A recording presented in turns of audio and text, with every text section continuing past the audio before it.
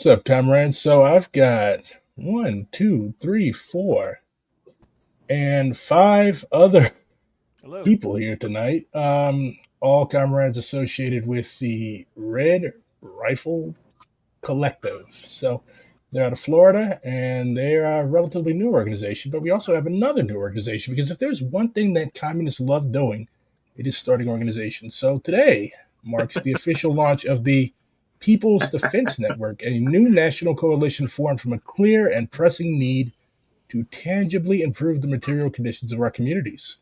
So, this is born from the collective efforts of several aligned organizations. It is a united front organization dedicated to bringing together diverse groups and individuals who share a common goal of systemic change, building solidarity and collective power to benefit everybody. So the PDN is going to focus on direct action to meet immediate needs and education to empower long-term change. The overarching goal is to cultivate a unified and resilient national network of autonomous, ideologically aligned organizations. So that's cool. So my question is, how do you guys ensure that this doesn't end up like, I don't know, um, every other United Front type group that has ever existed that has ended up collapsing? Every other. Oops. In my opinion, I feel like a lot of other organizations lack the ability of self critique. They lack the ability to look inside and see, okay, where do we have our major contradictions at, and how can we move to resolve them? I'm not going to say anything is perfect, but I am, as well as these comrades here, are part of the cadre, and we're all willing to endure struggle within ourselves to make this organization exist in material reality. Nothing is perfect, and you know, we hope to create a structure which is more so focused on resolving issues than it is on making them. Mhm. That's dope. So you go on to say key initiatives and focus areas of the PDN include community defense and mutual aid, which I support, direct action and community engagement, which I also support, participating in a wide range of outdoor and community based activities such as hiking, swimming, row gaining, archery, shooting, paintball, cleanup drives, and food distribution. Okay. And strategic communication, forging a powerful and unified public voice through coordinated media efforts that clearly articulate your analysis, showcase your constructive work, and effectively counter dominant narratives that uphold an unjust status quo. So, you comrades are coming out swinging. You've got a lot of stuff on your plate. So, how do you prevent burnout and various other types of things that have beset a lot of leftist organizations?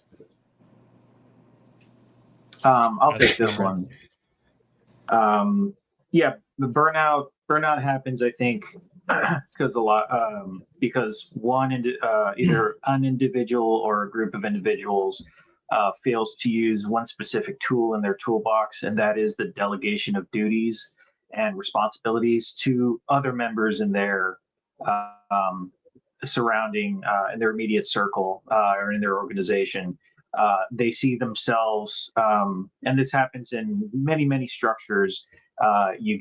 You put so much time into a thing, and you think, oh, okay, it's only going so well because I'm at the helm and I'm the one making it happen, and all these I statements, as opposed to like, okay, it's going well, uh, but they fail to ask themselves like, well, what happens if I'm incapacitated or have to remove myself for personal matters or what have you.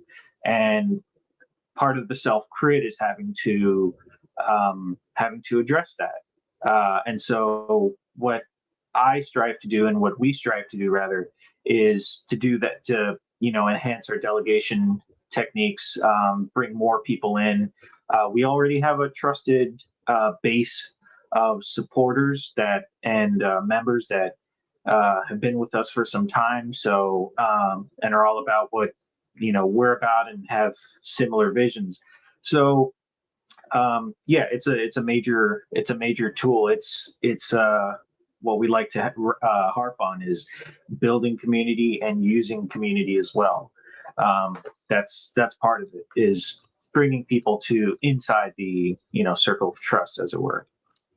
I want to also speak on that as well, because the thing about burnout, and I know this I know this as a personal, because I've gone through my own experiences with burnout as somebody that's been involved in the communist movement, organizing across the Eastern Coast for over a decade at this point.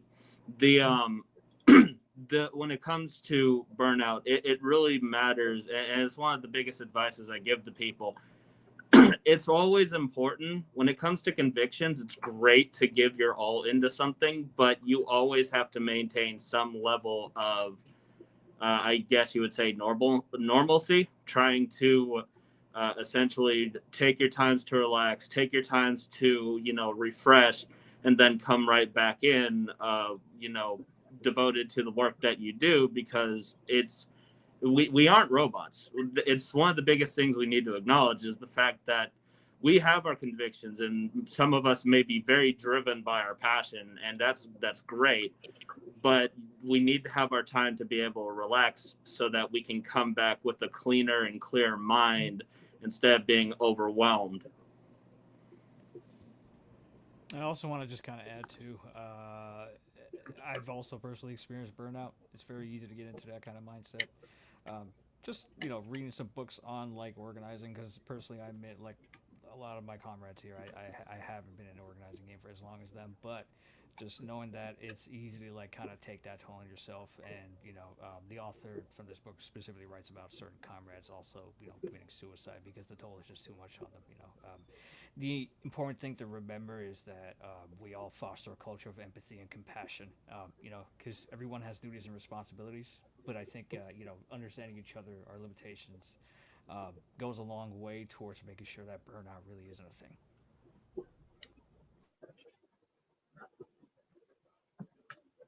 Okay, thanks for that, comrade. So, yeah, you guys pretty much hit the nail on the head. Like, if you're not good at delegating, and if you basically like assume that you're some type of revolutionary super person, yeah, you're gonna get burnt out, and it's not gonna be a good time.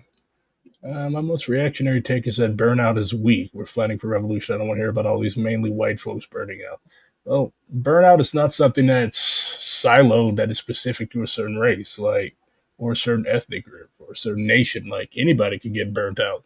And in particular, black people, like, we are basically seen as like revolutionary superheroes. As a matter of fact, in the medical industry, like when we go to the hospital, they oftentimes refuse to give us pain medicine because the medical stereotype is that we are able to endure a greater amount of pain than white people. So, especially being a black man in America, like we're constantly told, oh yeah, that whole mental illness shit, that's something for white folks, and then like, oh yeah, we don't have mental. Yes, the fuck we do. Like we're literally living 500 years worth of PTSD. Like we're still human fucking beings. So, Mm. um, yeah, a lot of leftists, like, they have various types of issues with their mental health, and they try to solve it through organizing. And usually, what happens is it ends up making stuff worse. Burnout isn't exclusive to a single political ideology either. Like Democratic, Socialists, Soc Dems, Maoists, Marxist, Leninists, what have you. Everybody is prone to burnout. Even apolitical people are prone to burnout. Like it's not something that you can cure by reading books. That's why it's important. That's why I constantly tell people, like, you have to join an organization. You have to be in an organization, because if you try to do all this stuff by yourself, you're gonna fuck some shit up, and you're gonna fuck yourself up. See, enough of burnout. So you comrades have a very, very thorough constitution. Let's take a look. All right. So the Red Rifle Collective is a revolutionary Marxist-Leninist mutual defense organization focused on educating the masses on the safe and proper use of firearms. Our work also includes consolidating and distributing mutual aid, networking, and building community defense. Living conditions are worsening and social contradictions are intensifying. The Red Rifle Collective believes it necessary to be prepared for turbulent times ahead. I really, really appreciate, like, you comrades. Like, there's a variety of left-oriented organizations that try to do this type of stuff. But you comrades also, I really, really like how you comrades pay attention to theory, like the legacy of the original Black Panther Party. Like, there's plenty of like Black Panther and wannabe knockoff groups, but the thing is, like, none of them really, really delve deep into the theory. Like, it's just, you can't just grab a gun and call yourself a revolutionary. Like Sankara said, that a revolutionary with no political education is not a revolutionary; they're a bandit. So, yeah, I really, really appreciate you, comrades, paying attention to the importance of studying theory. Thoughts on the SRA? Well, considering I'm a member of the Socialist Rifle Association, I probably kind of like them. So, I wanted to kind of speak up, by the way. So the Constitution, the reason we're extremely thorough, and the reason why we focus very heavily on the aspect of theory and the different values of the Marxist-Leninists, especially the traditional like old school Marxist-Leninist vanguard style, is because the comrades that we all are, like the folks that organized and created Red Rifle Collective, people like myself, people like our president, who sadly could not be here. You know, we have a long history of being involved in different left organizations. I spent a significant amount of my years involved with both the SRA and the PCUSA. I was involved with different like smaller groups across the Eastern Coast. Our president has been in multiple different kind of organizations. He is involved with both like local and kind of national different groups that gave him a significantly wider and stronger understanding of the values of the Marxist-Leninist movement. And on top of that, we also are like very deeply studied and very deeply like connected towards different groups as well. Our Constitution hyper focuses on the different values that we have, and it's organized in such a fashion, copying from several different sources, from the Constitution of the Bolshevik Party, from the Constitution of the PCUSA, from the Constitution of the KKE in Greece, borrowing from the Bayes area Marxist-Leninist collective. We pulled heavily from not only just like what we experienced being in positions of leadership of different groups and also being in organizing circles of different groups, but also pulled from organizations that were very similar in nature. okay, cool.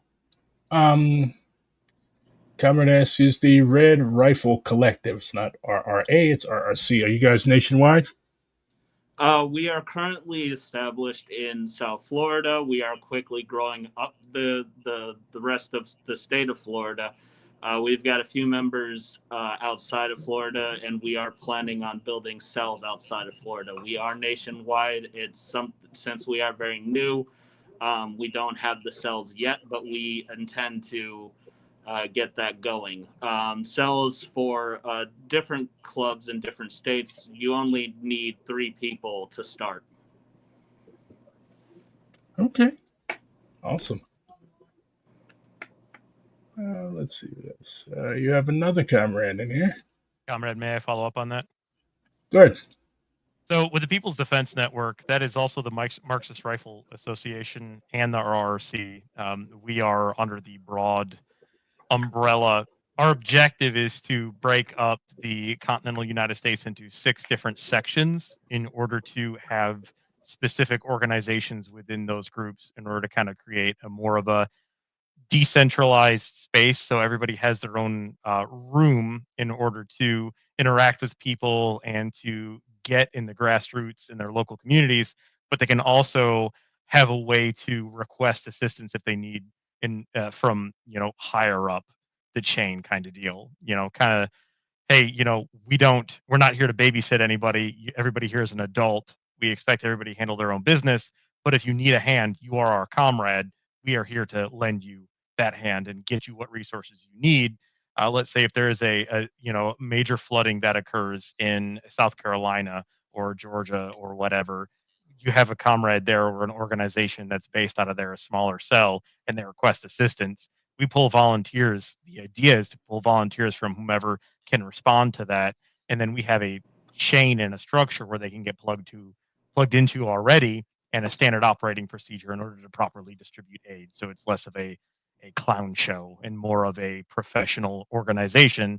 So individuals looking at that can say, okay, these guys are communists, but they actually look like they give a shit. Pardon the language here, but it looks like they are properly formed and functioned in order to carry out proper distribution of services.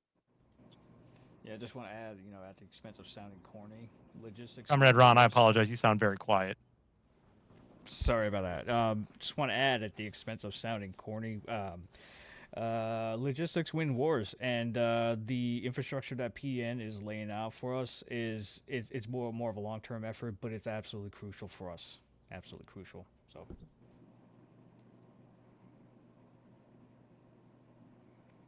Okay, definitely agree. I really, really like how you comrades are still a democratic centralist organization, obviously because you're Marxist Leninists, but you also allow for autonomy because like what a lot of comrades do is they go too far one way, they go too far another way. Like you cannot have a broad national organization dedicated to what you comrades are trying to do if it's just like all top down because let's be real, working class people don't have time to travel all around the country be like, oh, this is what we must do. It's like you really don't have time to do that type of thorough analysis, and you also don't want to look, as Mao would say, look at flowers from horseback or issue commands to people in places that you've never been.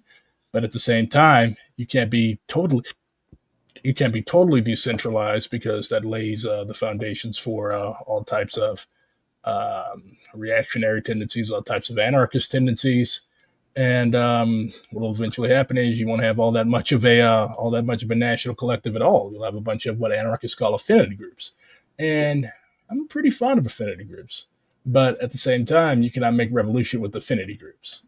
Yeah. And in your principles of unity, you explicitly declare your allegiance to historical materialism, anti-imperialism, your study of revolutionary theory, democratic centralism, increasing the conditions for social revolution, training, upholding the women's struggle, um, then struggling through socialism on through to communism, community education, community-based efforts, multipolarity, and of course the dictatorship of the proletariat. So pretty theory heavy. Membership eligibility: you require members to be at least 18 years of age. You must reside within the U.S. Must be legally allowed to possess a firearm under federal, state, and local laws. No felony convictions or domestic violence charges. No restraining orders, etc. You must be willing to uphold the Constitution, etc. 4 organizational meetings or club events per year. You allow both active and former military members. This is interesting. And you, of course, correctly ban police officers. So this is not obviously an organization that you can just join off the internet. And frankly, that is refreshing because a lot of people are like, oh, I'm going to sign up and I'm going to never, ever come to anything, but I've got a nice card to show people and brag about. And let's be real, it's not playtime like that anymore. Yeah, I wanna kind of chime up to that one with my with the experience I've had seeing that firsthand. Yeah, no, we are very focused on making sure that the people that are coming in are not only very attuned to the Constitution or in our eligibility, but on top of that, we want to make sure the people that are with us are engaged. Like we want them to not just come in and like just rub their hand and kick their feet up. We don't do that. Like I've seen a lot of that with the SRA. I've seen a lot of that with multiple other groups. I find it blatantly disrespectful. If you are going to be involved with what is the socialist movement, what is a revolutionary movement, it means you are involved directly with the movement that the state hates. You can't just simply grab it just to claim bragging rights and think that you're not going to, suffer some kind of consequences from the enemy for it. The reality is when you get involved in organizing of this caliber, or even of just any political institute, any political party or organization in general, you have to work. You have to be involved directly. It doesn't matter if it's something small like propaganda or, even just paper pushing or directly on the field. You have to be engaged. Otherwise, you don't really hold these values to heart. Yeah, I'll even piggyback off that. We have, as far as the eligibility requirements go as well, we have been revising some of them and looking at some of them twice, specifically the active member military or retired military allowance or eligibility, and that part of it came out of self crit. Um, as of now, we're willing to accept those people, but with the caveat that as Shiravik will surely tell you that they have to divorce themselves from the engine of imperialism.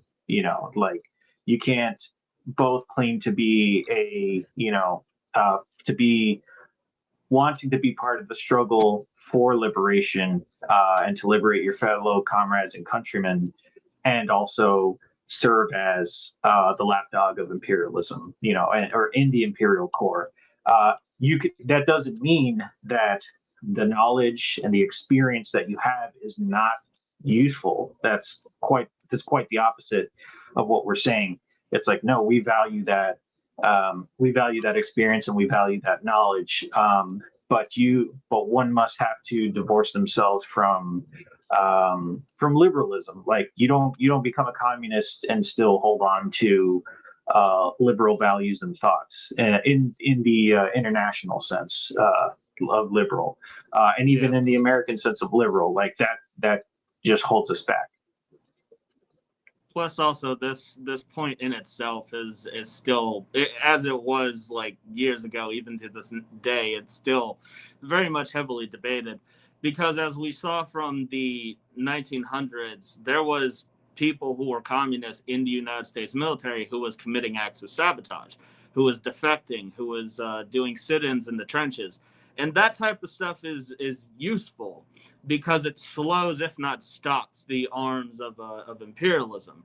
Does that mean everybody is capable of that? Anybody who comes to us who is either former or current military, like they're gonna uphold us? No, of course not. This, as we do with all of our members, this is something that requires vetting, that requires like knowing the individual and where their actual like loyalties lie, and how far they're willing to go to stop the machine of death that is the United States military. Okay, cool. But yeah, um besides Eyes Left and Veterans for Peace, y'all are really the first organization that I've seen in this day and age that actually like recognizes that veterans can be turned in the service of the revolutionary cause. But like you said, we cannot allow them to just enter and remain good Americans. Like you have to actually thoroughly repudiate the activities that you may or may not have been involved with when you were in the military. But this is still work that communists should be doing. If you're familiar with the Bolsheviks, um, quite a few, um, quite a few Russian imperial military detachments actually went over to the Bolsheviks. Of course, you also have to consider the difference between the United States military and the military of the Vietnam era, and of course the Russian Empire. Like these guys were drafted, whereas you have a thoroughly indoctrinated volunteer military. But at the same time, yeah, there's a lot of I guess you could say contradictions that the left can address. Eyes Left is great. I really really love them. It's important work. How is multipolarity a principle of unity and not decolonization? Good question. So, what does decolonization mean to you, comrades? Like, I personally believe that the fact that this is a settled colonial country would be the primary contradiction in the United States. Yeah, it's that's something that needs to not only be addressed and needs to be challenged. It's also the reality of what is colonialism in the current age, when we're looking at the not only just the US as a colonial entity, but also looking at what is Western powers itself as a colonial force. the West has continuously colonized the rest of the world, and has been doing this since in my opinion, since the Enlightenment period. Multipolarity, it serves its uses in the sense of removing the solo dominance of the West over the rest of the world. Is it essentially, is it the answer to completely eradicating it? No, of course not. It's simply to open up the vacuum to make it easier to be able to push the West to no longer being a solo dominating force anymore. Because as long as the West, as long as the European powers and its offshoots of the United States, Canada, and so on continue to influence geopolitics, continue to influence economics, and continue to influence everything else, no one can be free. No one can heal. No one can be safe. I just want to kind of piggyback off of that too.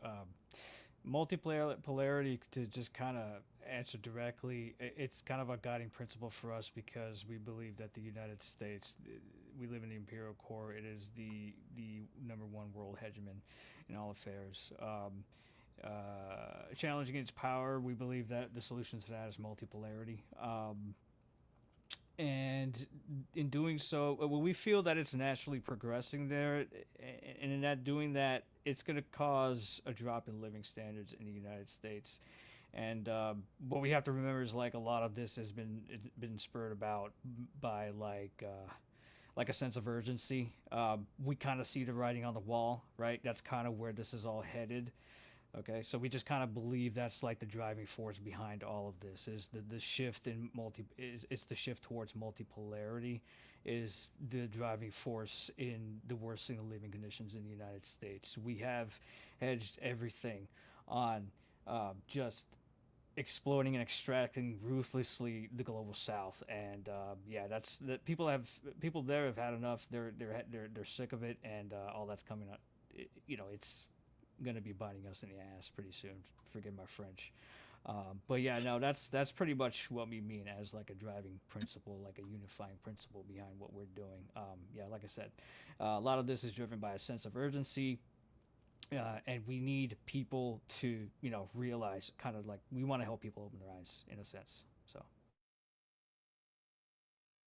Okay, it's a pretty cool explanation. Um, kind of well, I'm a Maoist. I don't know how familiar your comrades are with Maoism, but um,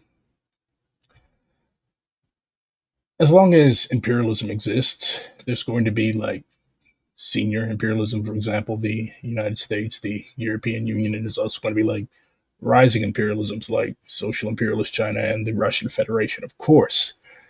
This does not mean that we should do like so-called Maoists in the 70s did and be like, Russia is the primary enemy of the world's people, because that's dumb, tailing behind mid-century Chinese geopolitics. But what a lot of comrades do is they try to like live vicariously through the struggles of other people, forgetting that our purpose is to make revolution here in the United States and actually get this albatross from around the neck of the world's people.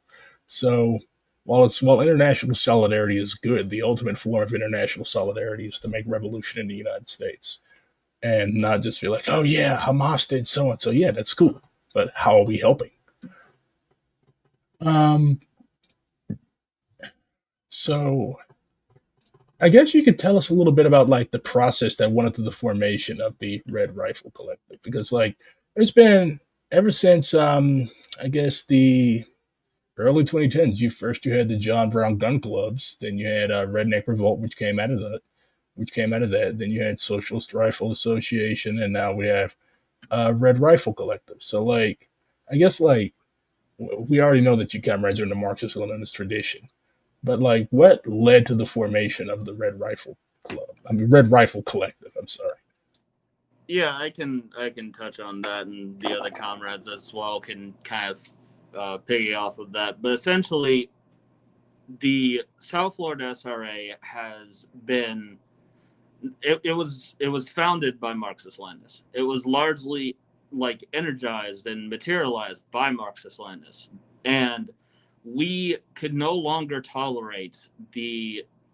behavior of the leadership of the SRA.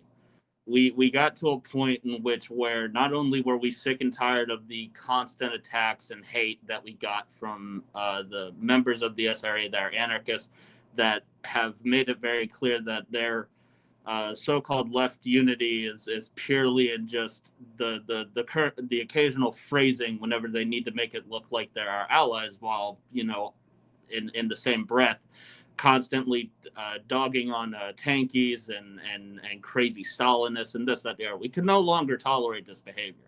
On top of the just structural relation of SRA itself, we were sick of the limitations of not being able to go represent ourselves at protests because of the nonprofit status that the SRA has. We were sick of not getting any kind of help whatsoever from national. Everything was completely funded by ourselves. We were tired of it all. We've got to a point where we just could no longer accept this, and we wanted to go our own way. We wanted our own path to be able to operate without constant regulation and constant limitation, just because we were more militant and more quote unquote far left. Really, it's just Marxist-Leninist. It's anything that is essentially not anarchist. We were tired of the regulations against us, along with several other factors. We still have that document that details our criticisms and why we broke off, pinned at the top of our Twitter. It's interesting that your comrades brought up like being being attacked by various anarchists within the SRA, because I'm in the SRA and I've like never experienced that type of, I don't know, maybe it's because of my like platform or what, but I've never really like experienced that type of hatred from anarchists in SRA. It's also really funny because once we came out with our document of our criticisms, you'll see like on the comments, it's flooded with SRA anarchists and Trotskyists and so on, who are just railing on us. I'll chime in to say that it wasn't not all chapters of the SRA. There are, when we're talking about our disconnecting from the SRA, we're specifically talking about disconnecting from the national organization. It is true that there are SRA chapters of the SRA in which the membership and the leadership of those chapters are, for better, more Marxist, lean more Marxist-Leninist or even Maoist in some instances.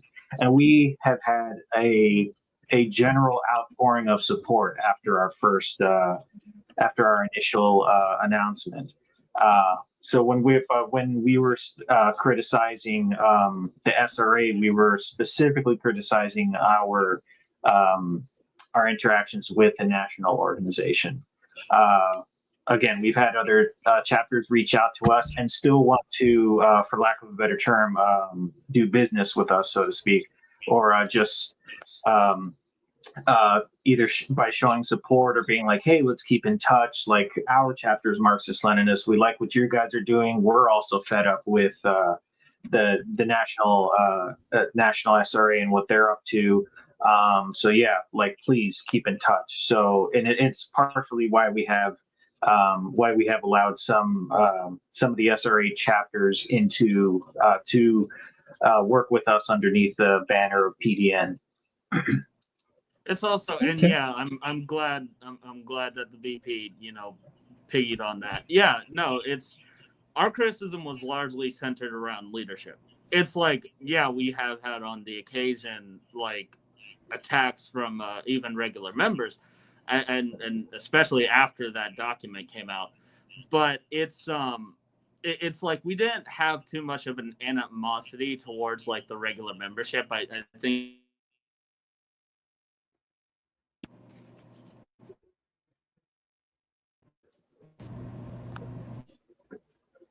Oh, looks like homie got out.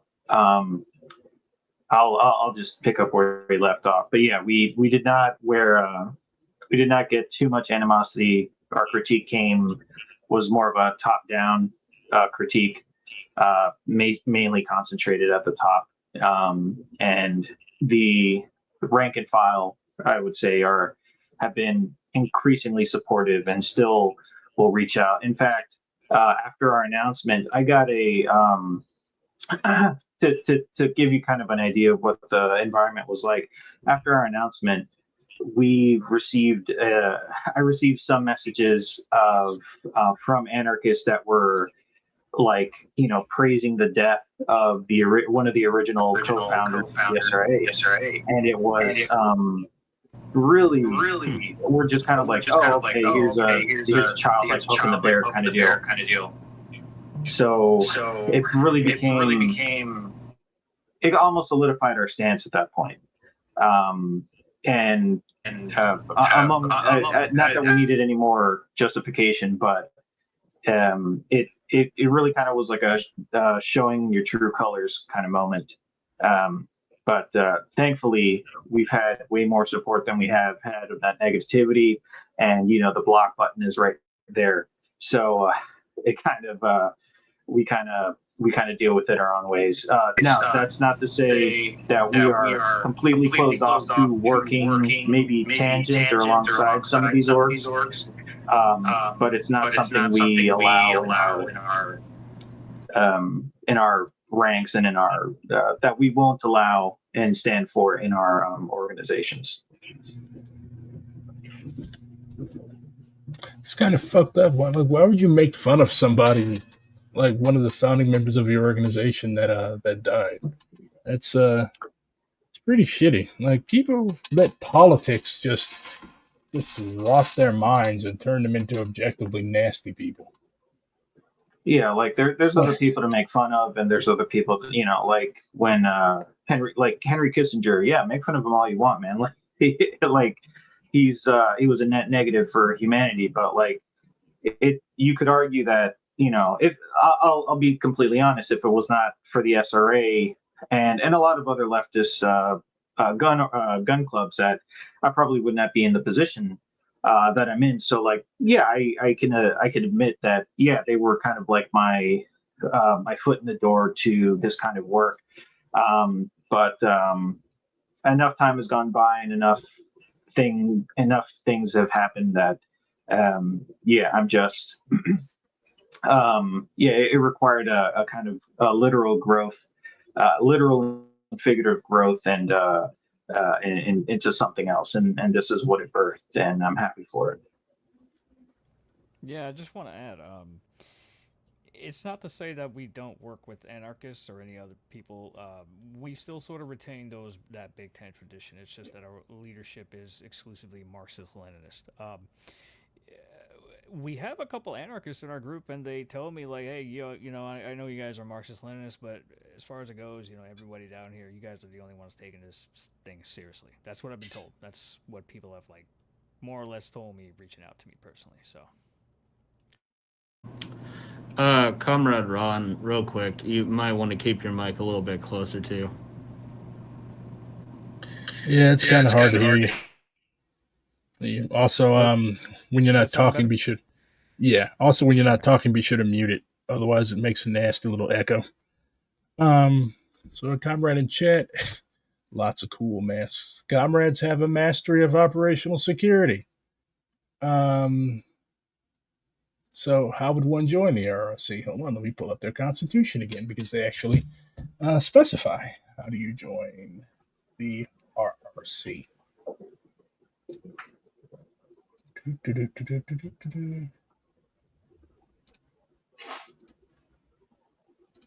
All right, so yeah, let's see.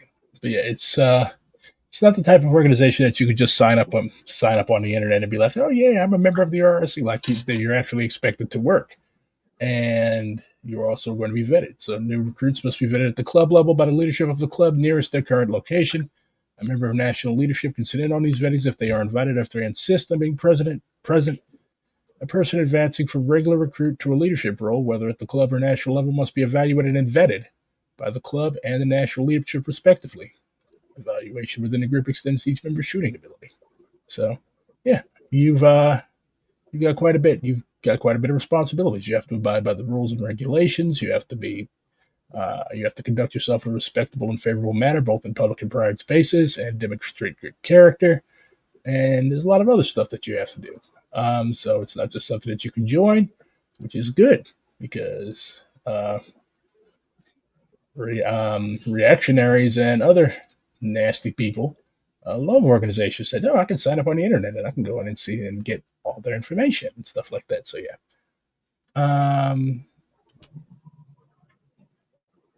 What is your view on New Africa? Would you be down to? You also have a comrade who would be down to link with you since you were in Miami. So, what's your opinion on the New African independence movement?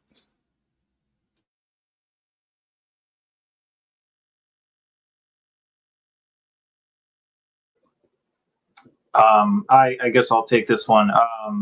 I normally find out more from others about it. I'm ashamed to say that I don't know too much.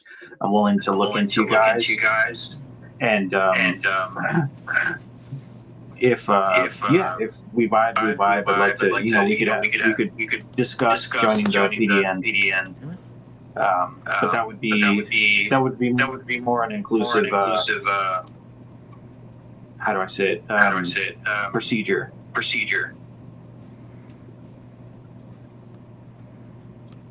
Comrade, if I may. Right. Honestly, I think that we're all kind of talking over ourselves. And with this, I believe that it would be best to go directly to the horse's mouth and hear what their perspective is, because I'm ignorant on it and I would like to be educated. And the only way to be educated on something is to ask somebody to teach me. So if you would like to walk us through what that is, I think that we would all be very grateful. What the New African Independence Movement is? Yes.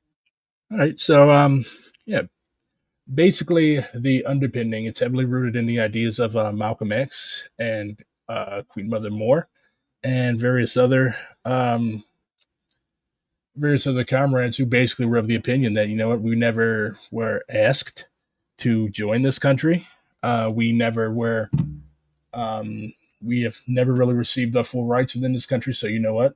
As an oppressed nation in the United States, because like African American people, New Africans, are basically an amalgamation of various ethnic groups and nations from the African continent: Igbo, Yoruba, Mandinka, Fon, Fulani, Congo. All types of people were captured and dragged to this country and forced to work for free to build this country up. So basically, we were forced into nationhood by the European colonizers and slavers that brought us here.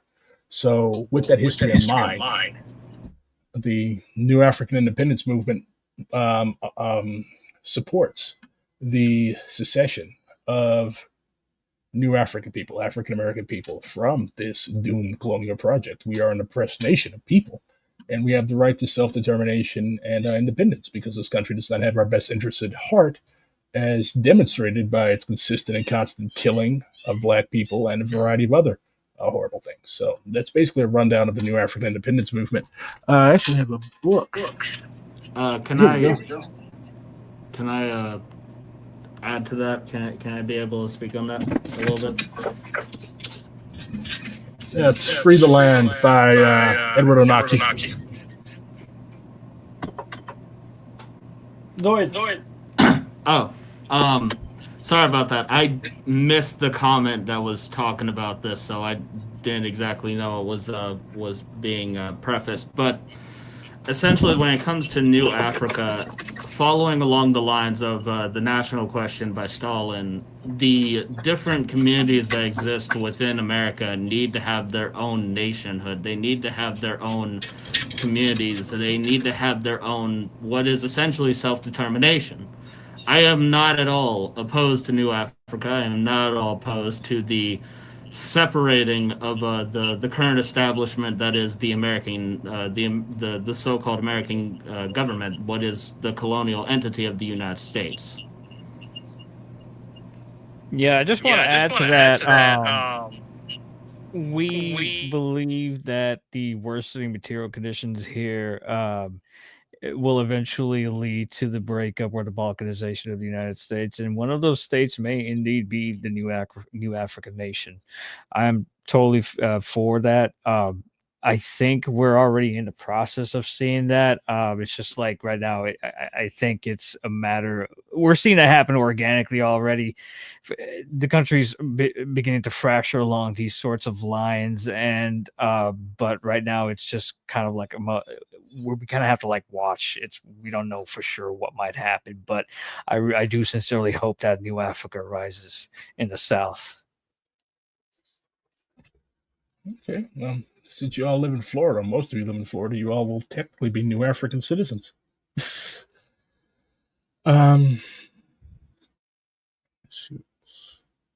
Any lessons that you comrades think might have been learned by the Black Panthers that you have learned from the Black Panther Party?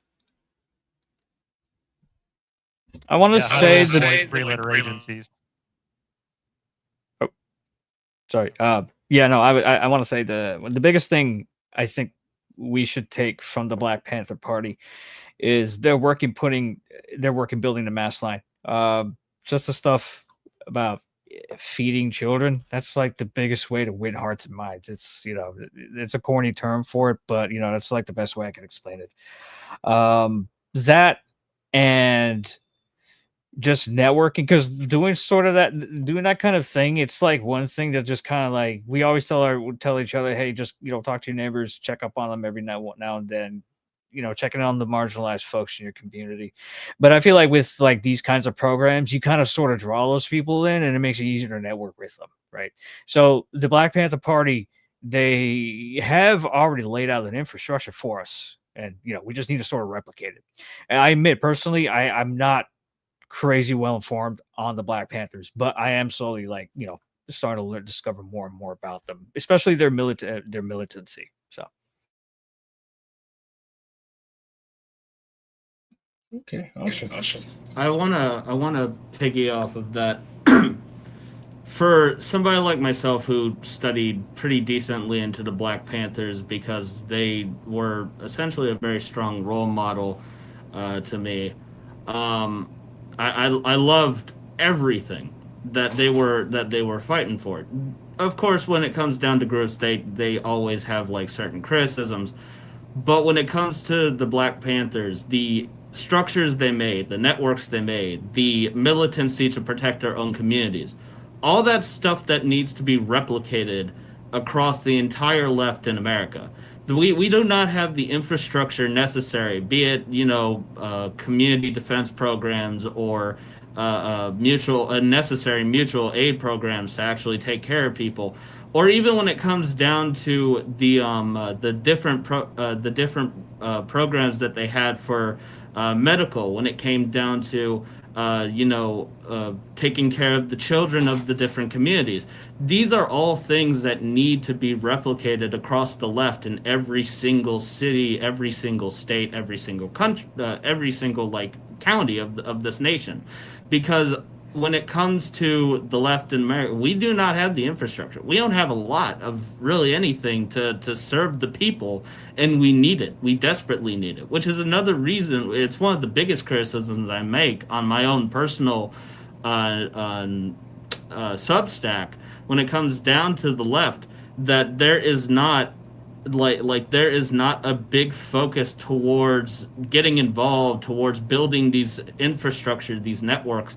There is more people on the left who are online who are not organizing, and that is the absolute shame.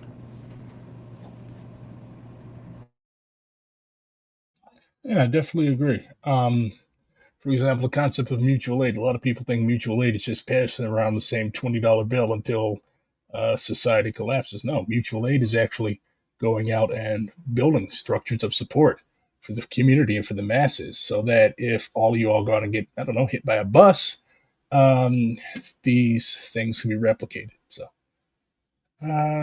let's see what else. The RRC is committed to building an urban movement dedicating to establish the working class centered movement. Get to hear that, but where do rural workers fit in?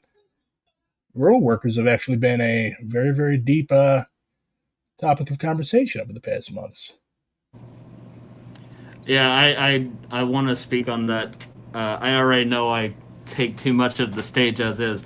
I want to speak on that because as somebody that does come from rural communities and somebody who has been in different who has seen a lot of different conditions in rural communities, and this is something that when it comes to the online left, they would probably lose their shit about. Rural communities are so, in many areas, are so disaster, they're so significantly struggling. It's disaster level of suffering in many cases. In many rural communities, the poverty that is there is very reminiscent of third world nations because of just how little services they have, how extreme the poverty is, how lacking in infrastructure there is. Rural communities have the capabilities, and we've seen it from history, to become radicalized, to be led to revolutionary politics of socialism, communism. They have that ability. It's just no one's doing the work. There's not enough people who are going out into these communities being able to not only build the structures that they need to help them, but also being able to influence them. And they don't. And the thing is, the right wants that. That's exactly what they want. And I know this for a fact because as somebody who does my due diligence of knowing my enemy, I have looked into, far right propaganda, and they talk about this all the time. Kick the left out of the rural communities, isolate them into the cities. That way, it's easier for us to convince the rural communities and destroy them. That is one of their biggest talking points. And I'll add to that to say that. We've also had people reach out to us who are from rural communities. I will say you absolutely have a spot, a spot with us. Like if you espouse these same morals and thoughts, and you're willing to do some crit and self crit. And you just happen to be in a rural area. There's a space for you. There's a place for you here. We will gladly accept you. We cannot, Mao says, revolution is not a dinner party. We can't pick and choose so delicately who gets invited, and what the servings will be, and what have you. So that's kind of our big tent. That's about as far as our big tent extends. Without introducing reactionary and, like you said, anarchist thought and leanings. So, but yeah, there is absolutely a space for those people, and we welcome you. We're not here to discriminate. The more people we get into this, the better. Class consciousness and class solidarity is one of our greatest tools, and we're not going to achieve that by leaving out the country folk.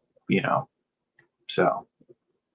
Yeah, I want to also add to that, and for what it's worth, some of the new groups that we've been helping establishing, just kind of working, they aren't exactly out there yet. We've been helping out with seed funding and everything. They're all rural groups, so just want to add that also. Okay, that's impressive. What makes an organization more or less susceptible to COINTELPRO BS? Not that is to be expected. Well, for one, I could chime in on this because I've spent years studying this stuff, but unprincipled, shapeless, undisciplined, disorganized stuff. That is what the feds love. Why? Because it allows them, especially with the internet. You have to consider when the Black Panthers were around, they literally had to write letters. They literally had to follow you around. Now all they have to do is get on the internet and, I don't know, start ginning out rumors, and people that don't like you or people that just want attention will start spreading the rumors, and the next thing you know, you've basically neutralized the person. So brown mail is extremely, extremely easy to do nowadays in the internet era. I actually have an example of that happened at real time at the time of our announcement. without giving too much away. But this might raise some flags or ring some bells to some people. But after our announcement, about maybe like 1 or 2 weeks after, there was one specific account on Reddit, of all places, of course, who was like convinced, you could not get this person to think or say otherwise, that we were somehow a derivative or associated with the American Communist Party, the ACP. And no, it was kind of like this small rumor that, like, we did our best to contain it, and I think very few, or and I don't know of anybody who really talks about us in any way, shape, or form, continues to parrot that stuff. But it was kind of one of those things of like, holy shit, am I viewing, am I experiencing or witnessing like a COINTELPRO, like a psyop in real time? Like it kind of felt that way. So yeah, I just did my best we did our best, I should say, to kind of stamp out that very small ember, because number one, it wasn't true. We have never had and do not currently have or plan to have any association with the ACP. There are rank and file members who, as I understand it, some of our people are in contact with, but as far as that is concerned, like we don't talk to any of the bigger, the bigger social media folks. So it was it was also kind of like reaffirming, like, oh, if this wasn't such a big threat, if this wasn't such a big a thing, like if this wasn't notable, then maybe they wouldn't be trying so hard to do it. Now, on the other hand, you could also say, well, you're a small group anyway. They could just mess with you just because they can, and that's true as well. I'm told those two situations are not mutually exclusive. But yeah, it was very much it was interesting seeing that play out. Eventually they got like their posts banned, and we're like, yo, I told the guy out of love, like, hey, my guy, I'm sorry, but you sound, go and touch grass, please, like, do yourself a favor. And yeah, that was kind of the last I heard about it for I think that was back in December. So yeah, it was pretty interesting to see.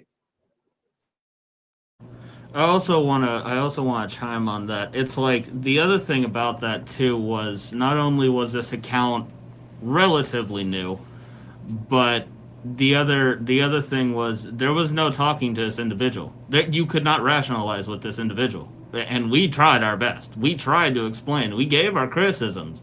We went into detail about why we do not agree with the ACP in many ways.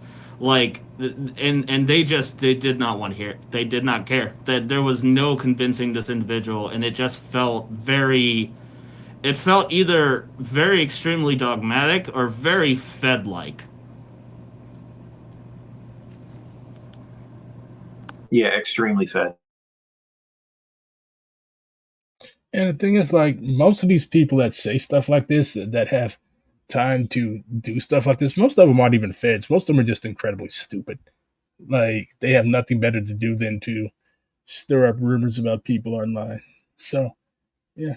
But the best way to prevent that type of bullshit from happening is to have and keep firm ties to the masses and consistently bring the masses into the organization and rely on them.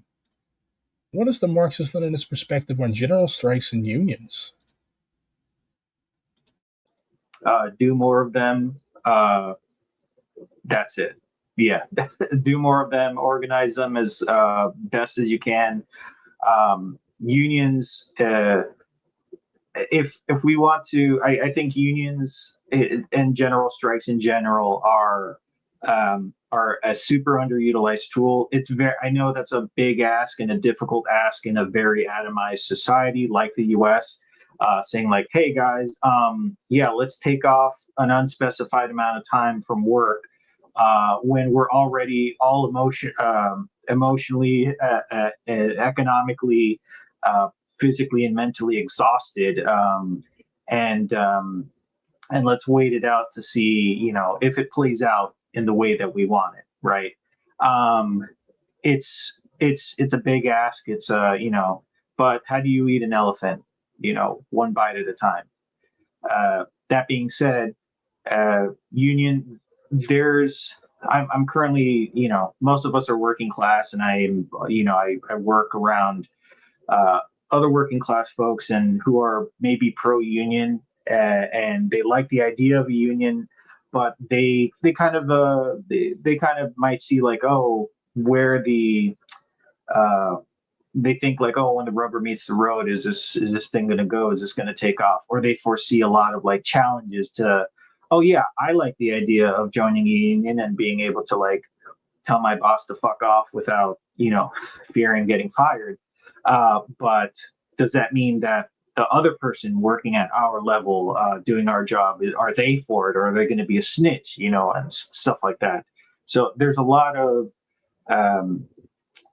of obstacles one has to consider, but that's why you don't do it alone. Again, like that's something you can delegate or ask for help via the IWW or any other organizations around you that may have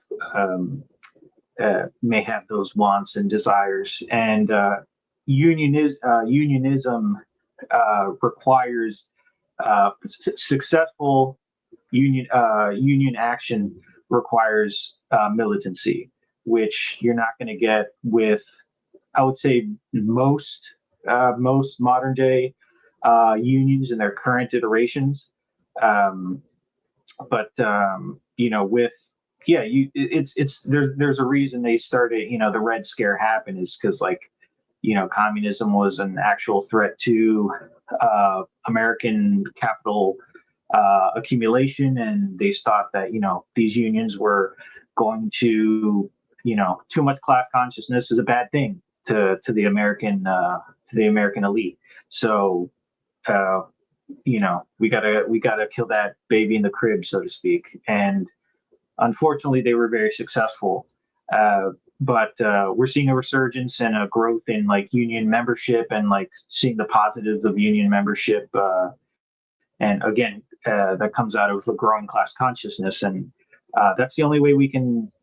That is one of the ways in which we can effectively put a stop to the negative effects of imperialism against our brothers and sisters in Palestine, and other victims of imperialism around the world.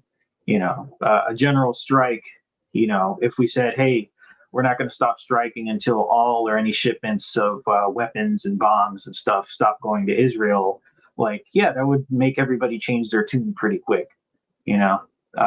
Suddenly, if you can't get your hot dog at 7-Eleven, your ice cream, or you can't get gas because none of the trucks are being let through, it's like, yeah, once there's blood in the street, or once there's enough outcry, is when our elite tend to pay attention. And so we have to meet them where they are, unfortunately. May I also chime in on that a little bit?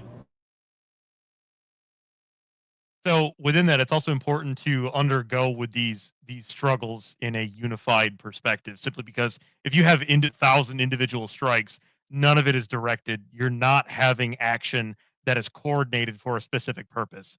It needs to actually be united in its goals and approach, because otherwise, you're just going to get You're just going to get torn apart. It's easy to destroy something when you have what is in the military force in being. If your forces are massed way more than the enemy's is, and you are more coordinated than they are, you will win that fight. So it's important to actually have a unified backbone, decentralized from the bottom, but as you get closer to the top, it becomes more coordinated. So that's just my take. Yeah, definitely agree. Let's not talk about the ACP. That's what they want attention. I don't know why people keep giving him said attention, but so the current political climate. What would you comrades, if somebody cannot join RRC, whether they're too far away from one of your chapters or for a variety of reasons they cannot engage with you guys? What would you encourage comrades to do?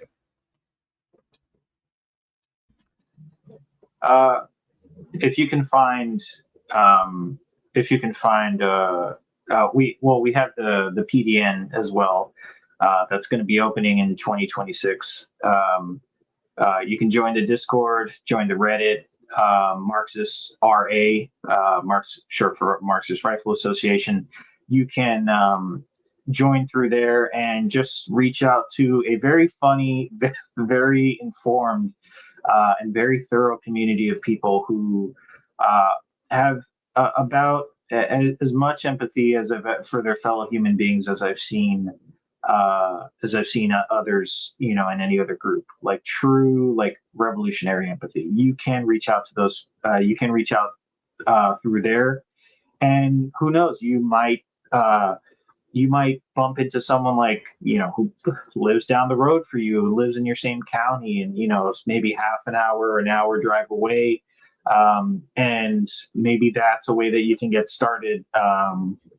It's the possibilities are endless in that way. So it's not always through. It doesn't have to be through us. It can be through the PDN. It can be through Marxist RA, and we're not like it has to be. We're not an organization that says it has to be through us or not at all. If it was, that we wouldn't be engaging in this sort of collaboration. So those are the options I put towards you, listeners, if you want to go that route. But know that, or maybe you have two or three other people in your immediate circle who you guys read theory, you guys have guns, and you'd like to train or train professionally or train more often. We can help you with that as well. Like that should be enough. That can be enough to reach out to any of these organizations. We do encourage that. Shirabi, if you want to add to that. Yeah, so with the objective and goal of the PDN. The objective and goal of the PDN is the objective and goal of the PDN is to, again, as we spoke about earlier, break the United States into 6 different sections, and to have organizations within those sections join. We have our motto in the People's Defense Network is unity in action, autonomy in structure, and service to the people. And part of that is, hey, we're going to push people to get out there. Like maybe we have some comrades that are in the New York area or comrades that are in the Illinois area. They join and they're in a specific area. Like, hey, we're not going to go hands on. We're not going to, we're here to help you. We're here to contribute to your overall success. We don't want anything from you. We don't ask anything from you. The only thing that we give a crap about is that you're actually going out there and doing things, changing the material reality. And I'm gonna say it real quick. I disagree with a lot of what the ACP is doing because of their ridiculous Duganist revisionism.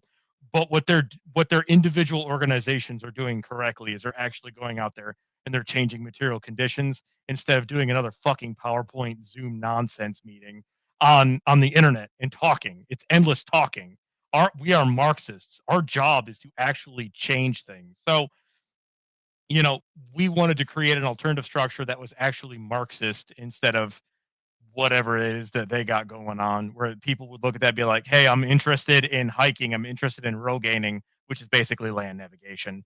I'm interested in going outside. I'm interested in being with an inclusive group of people who I know that are safe, who have been vetted by a structure. Something that, when people put it in they want to join the PDN, we conduct an interview with them. We ask questions. We do a little bit of, checking and whatnot. Be like, hey, this person is good to do some basic stuff. Like, obviously, you're going to make certain that you're not a sexual predator. We're just going to check that. Like, it's just for everybody's safety because people are going to join that have kids. Our job is to also protect them. We're not conservatives here. We actually protect children. So with that said, there's a lot that's going to be going into this. We expect open recruitment to start in 2026, and it's going to be a lot of overcoming contradictions in order to work towards bettering a structure. It's not going to be perfect. It's not. Nothing is. But anything that's worth keeping and anything that's worth building is actually worth doing together, because you can't do it as an individual. And none of us are in this to make any money. We're not going to make any money. We're in it to actually put in our money where necessary in order to make certain that things flow smoothly. And we're working through a democratic structure in order to try to figure out what that looks like. So expect more information to come. The Reddit and Discord, those are just landing pages, right? Those aren't going to be where we're going to recruiting from or anything else like that. The Discord is going to be there. We're going to have different organizations within that Discord. You're going to have to be vetted through them. Like, let's say you're going to be in Michigan or whatever, and we have an organization that's up there that's already established and you're local to them. They're going to post in the Discord, and you're going to have to talk to them, and they're going to conduct their own vetting process. And the larger structure of the PDN is to help that organization vet this person and then get them in there, just to make certain that resources are actually being pooled where necessary, and security and safety come first and foremost. Because we are not it's not a gun club. We are kind of an all-encompassing organization that is designed to, I want to get comrades out into the woods and to read theory together and to enjoy the beauty of the material world around us rather than sitting on the fucking internet. Go outside, go sweat, go to the gym, go do shit that's productive for yourself, go do your best, right? Even if you are, there's a lot of handy, accessible activities that you could do as well. Maybe we can get comrades to, maybe you are a handicapped person, and you can't really go out there and do that by yourself. These comrades will help you. That's part of our want. We're gonna get you into the woods, and you're gonna have fun, and you're gonna sweat, and you're gonna be like, this is the greatest time I've ever had, and I learned a little bit of theory today.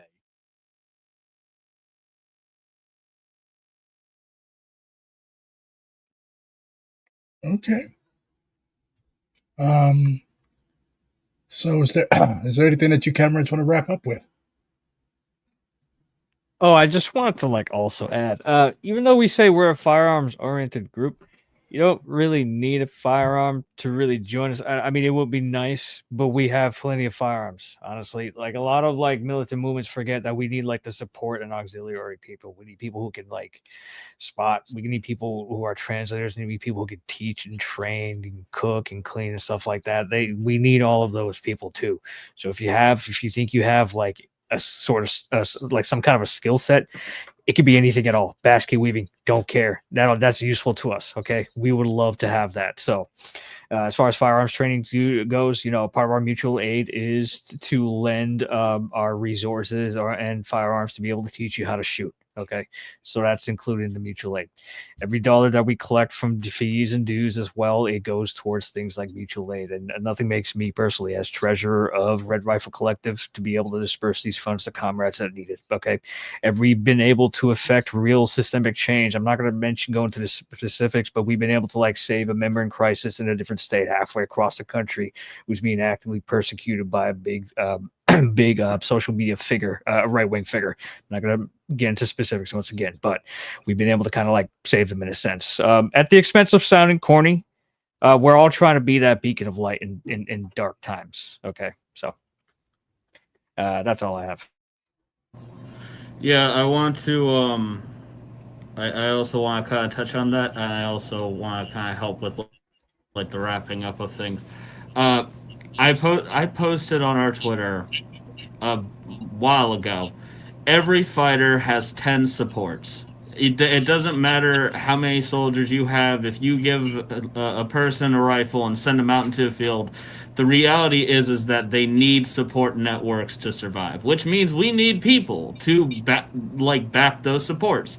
You need OPSEC, you need logistics, you need supply chains, you need navigation and mapping.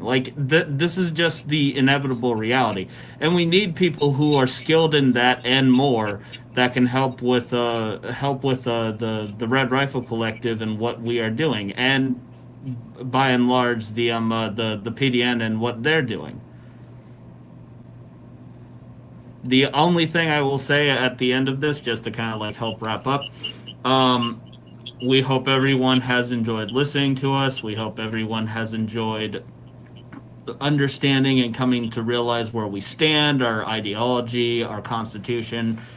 If you are interested in us and you fit the eligibility, you can fill out the contact form that's on our website, and we will do our best to reach out to you in a timely manner so we can start the vetting process and see if we can get you involved, if you fit the eligibility and you're able to be active and engaged.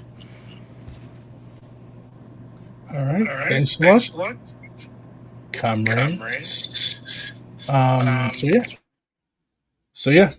Check out Red Rifle Collective. They're on Twitter. They're all over the place. They're on Twitter. They're on Instagram, and they have a Discord. So, thanks for coming on, comrades. It was a pleasure talking to you, and I look forward to further collaboration in the future. All power to the people. Thanks for having us. Thanks for having us. It was a great being here. Of course. All power to the people.